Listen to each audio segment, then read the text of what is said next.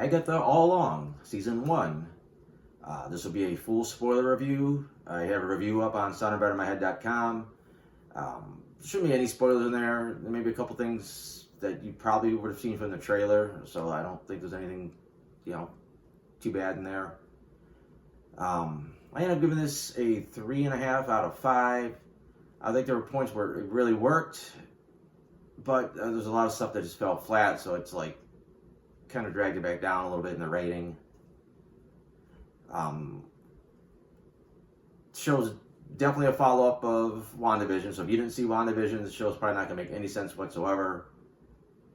I mean, after a while, you can maybe catch up, but for the most part, you're going to be lost. It does briefly mention some events from Doctor Strange and the Multiverse of Madness.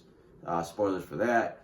Obviously, the only thing it really gets into is the fact that Wanda is supposedly dead, and that all the Darkhold copies were destroyed, which ends up being pretty irrelevant that the Darkhold's destroyed. It's not even barely brought up in the show, which I think is one of the loose ends that kind of hurts the show a little bit in the long run.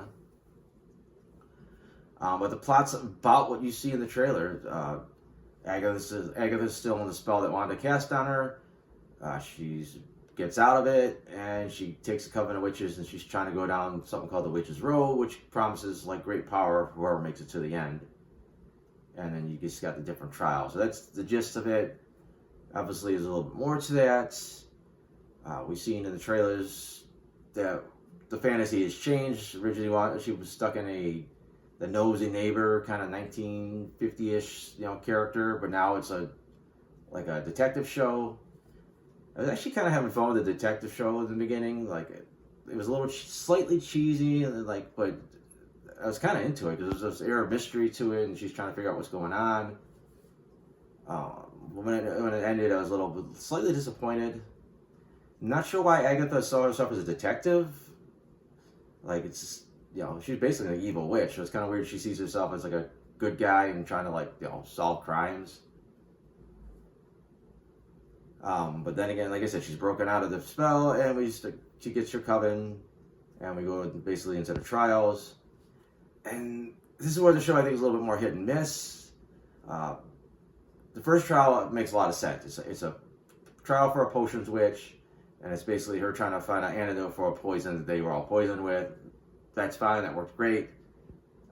Second trial is kind of weird because it's like apparently the one witch has a generational curse, which is like literally some kind of demon, and they figure out they gotta sing this song that's a version of the Witch's Road ballad that her mom sang on an album, and then that gets rid of the curse. It was kind of weird, especially this is like a protection witch spell. It was supposed to be her trial, and it's like, well, we're gonna sing your mom's song, you go play the piano. I mean, there was a couple points where she did have to protect them, but it just didn't feel like a protection witch's trial. Then we move on to what was supposed to be Agatha's trial, which made even less sense. Like, I don't even know what she was supposed to be doing. This whole thing with the Ouija board, and it summons her mom's ghost, and she kind of possesses her for a minute, and she tries to tell her that Agatha needs to be punished, and is that the trial? I don't know. Then it just kind of ended. They just kind of chased off the mom's ghost for a little bit. Agatha kind of sort of accidentally killed Alice, and then they left. Like, I didn't understand any of the logic behind that trial. At least when you get back to the divination trial, you need a witch that can see the future, and that episode was hands down the best episode of the season. Everything about that episode clicked. You got a character that essentially you find out can jump around through her consciousness. Kind of doesn't stay linear in time. She sees events out of order, and when it all comes together and she starts seeing what needs to be done to complete this trial, it's a really cool episode. It gave me a little bit of a vibe of like Star Trek Next Generation finale, the All Good Things, but especially at the end of the episode where Picard he was able to jump from timeline to timeline, and he kept his stream of thought. He just really kind of mastered the time travel aspect. And then the show takes a detour after all that, goes into like a flashback episode that shows you Billy's origin.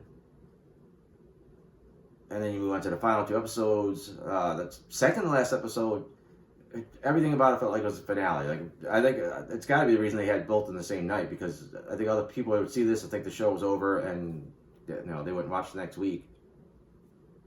And then the final itself felt like a completely different episode. Like, I'd say like 80% of it was all flashback to Agatha in the 1700s, and just completely felt like a completely different show. It was a little bit more grounded. It wasn't as, like, I don't want to say silly, but there was some cartoonish to the previous episodes, and this one was, like I said, it was really grounded for the most part. And then till the end, then it got back to like the normal, Agatha. The ending itself, I thought it was just lacking something. Like, I don't know, I don't think I really felt that connection between Billy and Agatha that they were going for. I mean, it was supposed to be that he reminded her of her son, and she felt some kind of connection to it, but it just never felt that earned. It just kind of was there from the beginning, and it was just kind of seemed like it didn't. I don't know, just never felt like it really hit. Like, wow, I can see why she felt this kid from the get-go reminded her of her son. Like, I just never got that. And then, so when you get to the end, it doesn't really work as much as they would like to. I think there's a lot of other loose ends in there that kind of failed to show. We know that Agatha and Death were a couple at some point. They were both in love. Never showed when that happened, exactly why it went so sour. Like, yeah, we know she was mad because Death had to take her son's soul. He was gonna die, and she had to do it. But it's like, Death hates Agatha, like enough that she's willing to kill her, and it's like, it never explained why she got so mad at it, unless it's just for not wanting to be with her. Like, they never really explained that relationship, so I didn't care about them at the end as a couple. It was more like a bad guy fighting a less bad guy, or however you want to explain their dynamic in the world. Because I guess Death's not really a bad guy. She's Death. She's natural. I was also disappointed, like, the Darkholds, like, they never got into that. Like, when did she get the Darkhold? A lot of people thought she got it, she exchanged her son for it, which is like a myth she let people tell, but we never find out when she got it, how she got it. Death made a comment early in the season about Agatha hiding behind the Darkhold's power, like, and she seemed like she was pretty powerful without the Darkhold, so I don't even know what the Darkhold did for her power-wise. Like, so that was a little. It wasn't as important to the show, but I think it was in something important about Agatha. I would have liked to known. Like I said, as far as your characters, Agatha herself is a tricky one because she's evil. She's just pure evil. I mean, yeah, she's human. She has feelings, but it's hard to, like, sympathize with her when you see, like, she's just always been a mass murderer of witches and probably anyone that got in her way. And as I said, yeah, you see she's got the softer side, but just never quite enough to say, yeah, I'm rooting for this character. I think the only reason you root for her is Billy constantly gives her a second chance. As far as his character, it was a little bit weird because he was so goofy and likable and kind of clueless early on. And then you see he's got this little dark side to him that he was kind of playing Agatha. But in the flashbacks, you don't really see that dark side of him. It's just like it just came out of nowhere just for the dramatic effect almost. Just about everybody knew he was gonna be Wiccan. It's even I swear when I read the early casting reports, he was cast as Billy Kaplan, and then that kind of disappeared from, like, the reports. But it's even in later reports, you've seen that his parents, the Kaplans, were in the casting list, so it was pretty clear he's gonna be Wiccan. It wasn't no surprise there. It was a cool reveal, but we knew that.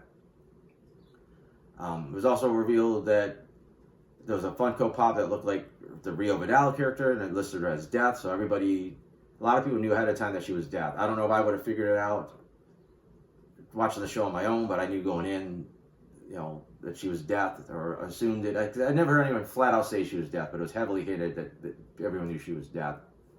So that was another big spoiler that was kind of ruined ahead of time. I think a lot of people speculated that Billy created the road himself, and they broke down, like, all the stuff you see in his room, how you could see that everything seems to be peppered throughout the road. So when that was revealed, again, that wasn't much of a surprise. Even, Lilia and Lily constantly yelling out random stuff throughout the season, and you knew it was going to be important later. So, you know what, she's seen the future. I'm sure this is important. I think you're supposed to think she's just wacky. And then when you get the episode where you see how it all tied in, it was still really cool. But it's like, yeah, I figured it wasn't just random, stuff.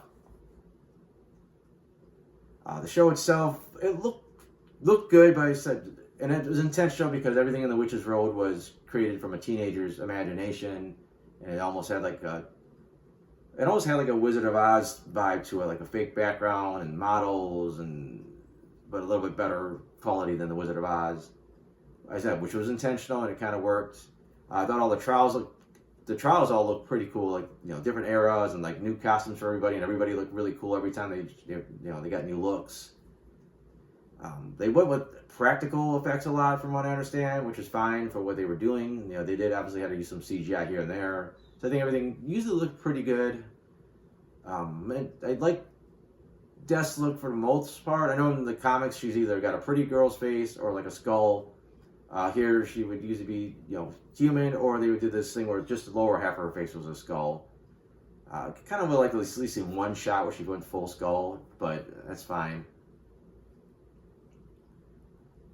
I think that's about the gist of it for the show. Like I said, just basically the general plot. I thought they stuck the landing. There's the witch's trial, the witch's road, and the trials, and it all ends up being something that Billy created, and how he becomes awakened and all that stuff. I thought all that stuff worked. I thought the very finale of it though just was a little bit flat. I thought the emotional beats kind of hit here and there, but I thought the biggest one between Billy and Agatha just was lacking something to give it that little extra like thing where it hits you. I said some of the relationships could explain a little bit better. Some of the other stuff was just kind of like we didn't get enough of Alice's backstory or stuff with her. Like Lily got the most fleshed out just because we kind of seen bits and pieces of her life throughout time, or at least when she was a kid, and now how they work together. But I think that's my gist of it. I might think of something else here because I got some notes. I'll point out some other stuff I thought was interesting if I haven't already covered it. I liked the directing in the first episode. They did a lot of cool stuff with like reflections, like they would show a puddle in the reflection, or just the way the camera would do certain things. I thought that was really well done. Another thing that was kind of spoiled, like they had to summon a new Green Witch after Mrs. Davis died. You knew from the trailers that Rio was going to join the crew.